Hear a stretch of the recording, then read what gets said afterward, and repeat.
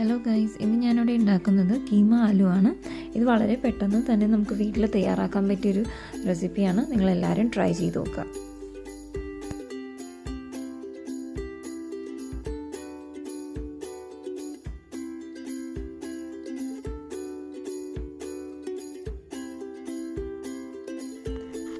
അപ്പോൾ നമ്മുടെ ഇന്നത്തെ റെസിപ്പിയായ കീമ ആലു ഉണ്ടാക്കാൻ വേണ്ടിയിട്ട് ഞാനിവിടെ ഒരു പ്രഷർ കുക്കറാണ് എടുത്തിരിക്കുന്നത്. ആ പ്രഷർ കുക്കർ ഒന്ന് ചൂടാൻ വെച്ചു. അതൊന്ന് ചൂടായപ്പോഴേക്കും ഞാൻ അതിലോട്ട് ഓയിൽ ഒഴിച്ചു കൊടുക്കുകയാണ്. ഞാനിവിടെ വെജിറ്റബിൾ ഓയിലാണ് എടുത്തിരിക്കുന്നത്. ഇനി ഓയിൽ ഒന്ന് ചൂടായി കഴിയുമ്പോഴേക്കും നമുക്കതിലോട്ട് സ്പൈസസ് ആഡ് ചെയ്ത് കൊടുക്കാം. ഞാനിവിടെ സ്പൈസസ് ഇട്ടിരിക്കുന്നത് ബേ ലീവ്സ്, അതുപോലെ തന്നെ പട്ട, കരയാമ്പ്, ഏലക്കയാണ്. അതുപോലെ തന്നെ താഴെ ഡിസ്ക്രിപ്ഷൻ ബോക്സിൽ ഞാൻ ഡീറ്റെയിൽ ആയിട്ട് എല്ലാം മെൻഷൻ ചെയ്തിട്ടുണ്ട്, നിങ്ങൾക്ക് അവിടെ ചെക്ക് ചെയ്യാവുന്നതാണ്. അതിനുശേഷം ചെറുതായിട്ട് അരിഞ്ഞു വെച്ചിരുന്ന വെളുത്തുള്ളി ഇതിലോട്ട് ചേർത്ത് കൊടുക്കുകയാണ്. ഇനി അതിൻ്റെ ആ ഒരു റോ സ്മെല്ല് പോണ വരെ നമുക്കതിനൊന്ന് സോട്ട് ചെയ്തെടുക്കാം. അതുപോലെ തന്നെ പ്രഷർ കുക്കറിൽ ഉണ്ടാക്കുമ്പോൾ ഇത് വളരെ എളുപ്പത്തിൽ നമുക്ക് വളരെ പെട്ടെന്ന് തന്നെ റെഡിയാക്കി എടുക്കാൻ പറ്റിയ ഒരു റെസിപ്പിയാണ്. നിങ്ങളെല്ലാവരും ട്രൈ ചെയ്ത് നോക്കുക. ഈ സെയിം റെസിപ്പി തന്നെ നിങ്ങൾക്ക് വേണമെന്നുണ്ടെങ്കിൽ പോർക്കിൻ്റെ കീമയോ അല്ലെങ്കിൽ മട്ടൻ്റെ കീമയോ വെച്ചിട്ട് നിങ്ങൾക്ക് ചെയ്ത് നോക്കാവുന്നതാണ്. ഇനി അതൊന്ന് ഒരു ആ പച്ചപ്പ് മണം എല്ലാം പോയതിന് ശേഷം ഞാനിതിലോട്ട് അരിഞ്ഞു വെച്ചിരുന്ന 2 സവാളയാണ് ഇതിൽ ചേർത്തിരിക്കുന്നത്. ചെറുതായിട്ടാണ് ഞാൻ അരിഞ്ഞു വെച്ചത്. അപ്പോൾ അതൊന്ന് ചേർത്തിട്ട് നല്ലോണം അതിനെ ഒന്ന് സോട്ട് ചെയ്തെടുക്കാം നമുക്ക്. ഇനി അതൊന്ന് ചെറുതായിട്ടൊന്ന് വഴണ്ടതിന് ശേഷം ഞാൻ അതിലോട്ട് കുറച്ച് ഇഞ്ചി നല്ല ചെറുതായിട്ട് അരിഞ്ഞത് ഞാൻ ഇതിലോട്ട് ചേർത്ത് കൊടുക്കുകയാണ്. ഇനി അതിനെ നല്ലോണം ഒന്ന് സോട്ട് ചെയ്തെടുക്കാം.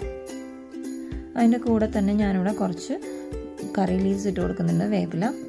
എനിക്കിവിടെ ഡ്രൈ ആയിട്ടുള്ള വേപ്പിലയാണ് കിട്ടുന്നത്, അതുകൊണ്ടാണ് ഞാനിവിടെ ഡ്രൈ ആയിട്ടുള്ളത് ഇട്ടിരിക്കുന്നത്. പക്ഷെ നിങ്ങൾക്ക് ഫ്രഷ് ആയിട്ട് കിട്ടുന്നതാണെങ്കിൽ നമുക്കത് ചേർത്ത് കൊടുക്കാവുന്നതാണ്.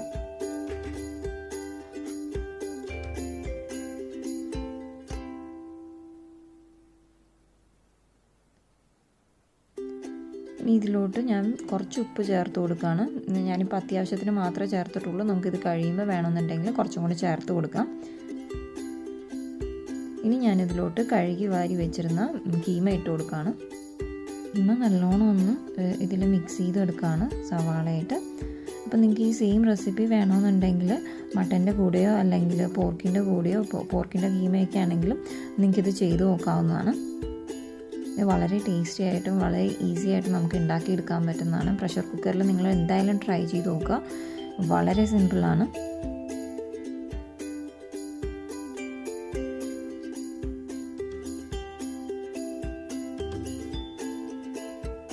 അപ്പോൾ ഇതിന് 2 മിനിറ്റ് വിട്ടിട്ട് വീണ്ടും ഞാനൊന്ന് ഇളക്കി കൊടുക്കുകയാണ്. അപ്പോൾ നിങ്ങൾക്ക് തന്നെ കാണാം ആ ഒരു അടിയിലുള്ള ഇതിനെല്ലാം ഇത്തിരി കളർ മാറിയിട്ടുണ്ട്, കുക്കായിട്ട് കിട്ടുന്നുണ്ട്. അപ്പോൾ അതുകൊണ്ട് ഇടയിലൊന്ന് ഇളക്കിയിട്ട് വെച്ചിട്ട് ഞാനതിനൊന്ന് കവർ ചെയ്ത് വെക്കുകയാണ്. ഞാനിപ്പോഴും വെറുതെ ജസ്റ്റ് ഒന്ന് കവർ ചെയ്ത് മാത്രമേ വെച്ചിട്ടുള്ളൂ, ഞാൻ വേറെ ഇത് ചെയ്തിട്ടില്ല. അപ്പോൾ ഞാൻ അങ്ങനെ ഒരു 2 മിനിറ്റ് വെച്ചിട്ട് വീണ്ടും തുറന്നു. അങ്ങനെ 2 പ്രാവശ്യം ഞാൻ ചെയ്തിട്ടാണ് ഞാൻ ഇതിനൊന്ന് കുക്ക് ചെയ്തെടുക്കുന്നത്. അതിനുശേഷം ഞാനിതിലോട്ട് തക്കാളി അരിഞ്ഞിട്ട് കൊടുക്കുകയാണ്. നിങ്ങൾക്ക് വേണമെന്നുണ്ടെങ്കിൽ തക്കാളി ഒന്ന് മിക്സിയിലിട്ടൊന്ന് ബ്ലെൻഡ് ചെയ്തിട്ട് ഇട്ട് കൊടുക്കാം. ഞാൻ ഓൾറെഡി ഇത് പൊട്ടാറ്റോൻ്റെ കൂടെ ആയതുകൊണ്ട് ഞാൻ തക്കാളി അരിഞ്ഞാണ് ഇട്ടിരിക്കുന്നത്. ഇനി അതിനെ ഒന്ന് നല്ലോണം മിക്സ് ചെയ്തെടുക്കാം.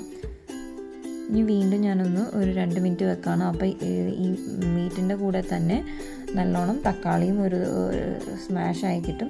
ആ ഒരു പാകമാവുന്ന വരെ ഞാനതിനൊന്ന് അങ്ങനെ കവർ ചെയ്ത് വെച്ചിട്ട് കുക്ക് ചെയ്തെടുത്തു.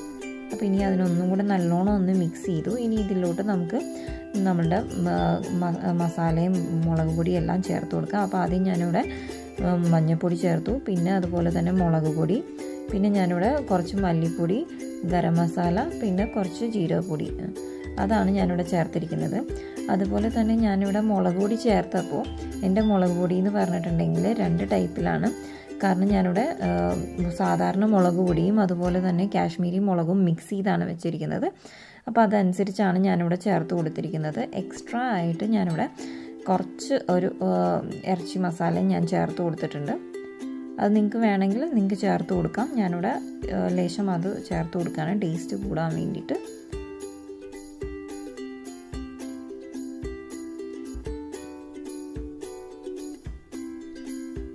ഇതെല്ലാം ഒന്ന് നല്ലോണം മിക്സ് ചെയ്ത ശേഷം അതിൽ ഉപ്പെല്ലാം ഇട്ടിട്ട് ഒന്നും കൂടി നല്ലോണം ഒന്ന് മിക്സ് ചെയ്തതിന് ശേഷം നിങ്ങൾ ടേസ്റ്റ് നോക്കുക. നിങ്ങൾക്ക് പോരാന്നുണ്ടെങ്കിൽ നിങ്ങൾക്ക് ചേർത്ത് കൊടുക്കാവുന്നതാണ്.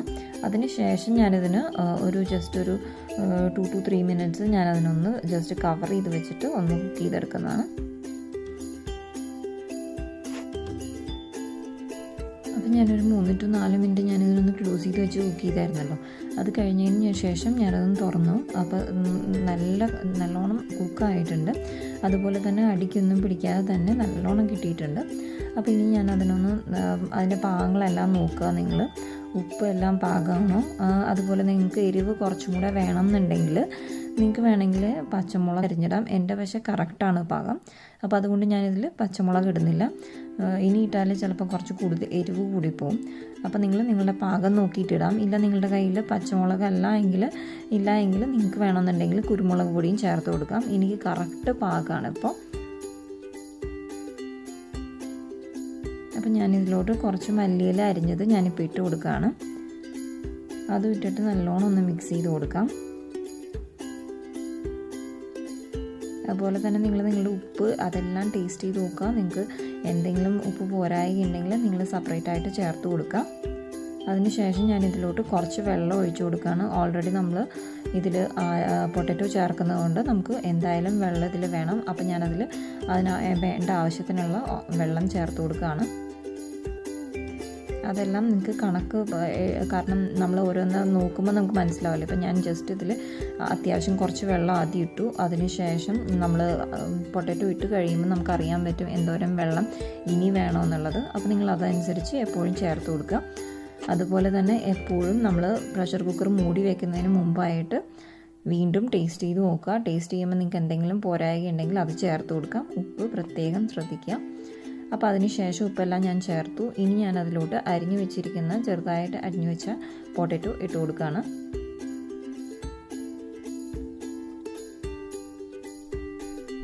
അപ്പം ഞാൻ ഇതെല്ലാം നല്ലോണം ഒന്ന് ഇളക്കിയിട്ട് ഞാൻ അതുപോലെ തന്നെ ഇനി ഒന്ന് മൂടിയിട്ട് പ്രഷർ വെച്ചിട്ടാണ് ഞാൻ ഇനിയിപ്പോൾ ഇതിനെ കുക്ക് ചെയ്തെടുക്കുന്നത്. അപ്പം എനിക്ക് പൊട്ടറ്റോ കുക്കാവാനായിട്ട് ഒരു വിസിൽ മതി. അപ്പോൾ ആ ഒരു വിസിൽ വരെ ഞാനൊന്ന് കുക്ക് ചെയ്തെടുക്കുകയാണ്. വിസിൽ വന്നു കഴിഞ്ഞു. അപ്പോൾ അത് ഞാൻ സെപ്പറേറ്റ് ആയിട്ട് ഒരു 5 മിനിറ്റ് മാറ്റി വെച്ചിട്ടാണ് ഞാനിപ്പോൾ തുറന്നത്. അപ്പോൾ എൻ്റെ കറി കറക്റ്റായിട്ട് റെഡി ആയിട്ട് കിട്ടിയിട്ടുണ്ട്. പൊട്ടറ്റോ എല്ലാം നല്ലോണം കുക്കായിട്ടുണ്ട്. അപ്പോൾ ഞാനിപ്പോൾ ഇതൊരു ഗ്രേവി ടൈപ്പിലുള്ള കറിയാണ് ഇന്ന് ഉണ്ടാക്കിയിരിക്കുന്നത്.